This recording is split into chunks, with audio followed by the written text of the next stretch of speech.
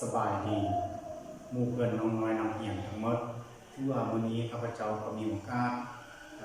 ได้มาสอนเกี่ยวกับการหารเลขที่มีสร้างตัวหารซึ่งว่าจะเป็นระดับนั้นถ้าน้องน้อยนำเหียงมาติดตามนะครับมาเรียนกันเลยเขาก็มาเข้าเบิ่งตัวอย่างนี้เลยเนาะคือว่ามี3,956เนาะมาหารให้172เนาะผลออกมันจะเท่ากับเท่าไหร่เนาะ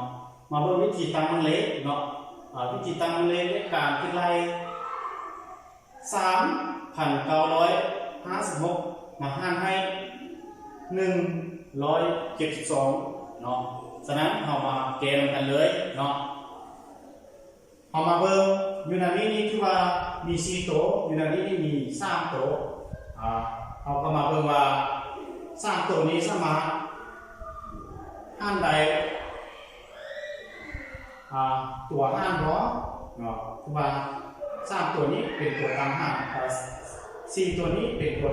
ตั้งหาร3ตัวนี้เป็นตัวหารฉะนั้น3ตัวก็สามารถหารได้แล้วเนาะฉะนั้นเรามาหารกันเลยเอา2มาเบิ่งเนาะ2เป็น4 2 7เป็น14เขียน4ที่ไว้1เนาะ2เป็น3เนาะลบ5ลบ4เหลือ1 9ลบ4เหลือ5 3ลบ3เป็น0วันนี้ยังเหลือ6เนาะ6นี้คือว่าเอามาเบิ่งว่า51นี้หารบ่ได้172เอา6ทางเดินตัวตั้งหารนี้ลงมาเนาะวันนี้เป็น516หารให้172เอาบางแม่นเนาะลองทองลองสูตรลองเบิ่งเนาะอาจารย์เอา3ลองเบิ่งเนาะ3 2เป็น6 3 7เป็น21ถึงบ่ที่2 3 1 3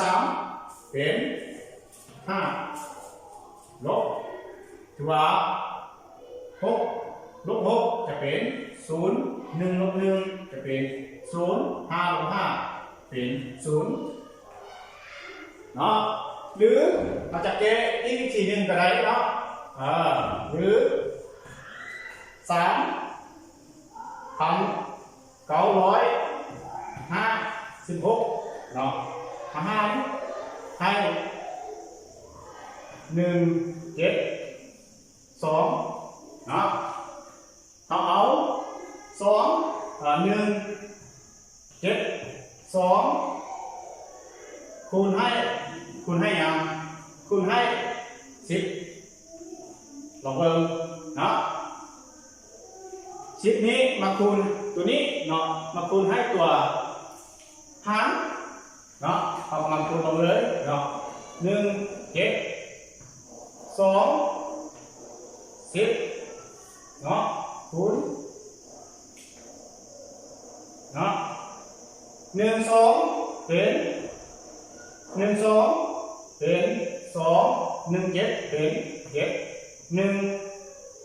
1 จะเป็น1เนาะและเป็น1,703เนาะ1,703ลบเหลือ6เนาะ5ลบ2เหลือ3 9ลบ7ยังเหลือ2 3ลบ1ยังเหลือ2เนาะวันนี้เราก็มาคิดขั้นเนาะ ยัง2,236เขาก็เอา172คูณให้ยังคูณให้10เติมเนาะจะเท่ากับแล้วเอามาคูณลงเลยเนาะคือว่า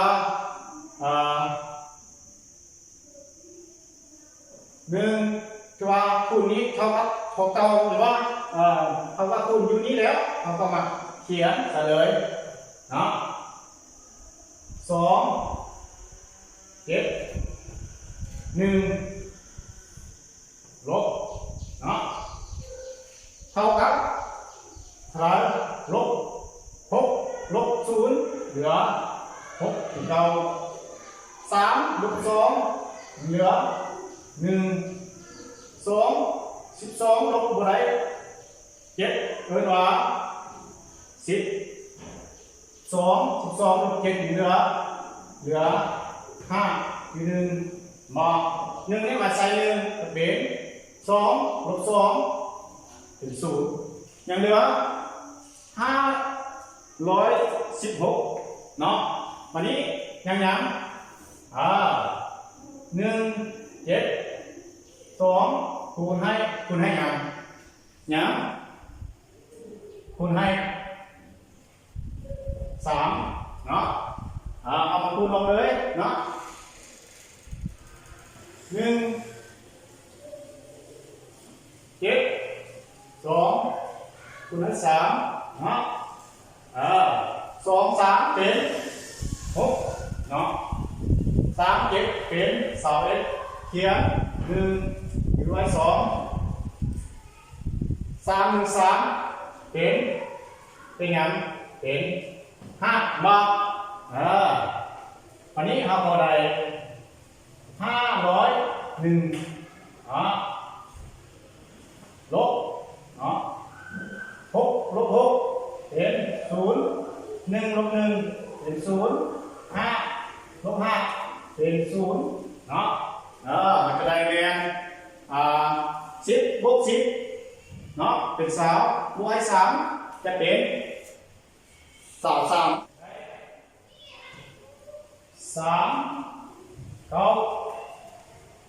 5 6เนาะ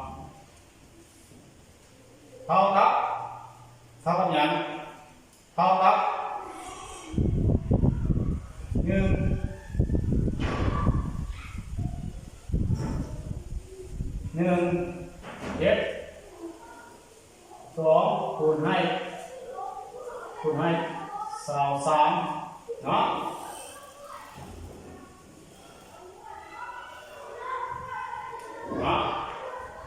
สุดท้ายเราก็ได้ตัวนี้เนาะมันเท่ากันถ้ากรณีเราเก็บออกมาเป็นตัวทวนเราก็มาคูณตัวนี้มันก็เท่ากับตัวนี้เนาะคือว่าอาจารย์มาสอนปัจจุบันเมื่อเพียงตัวนี้ท้ายนี้ครับข้อให้ทุกท่านจงมีสุขภาพเข้มแข็งมีอายุมั่นขวัญยืนเฮ็ดสิ่งได้ทั้งใดดังปรารถนาข้อเข้าใจ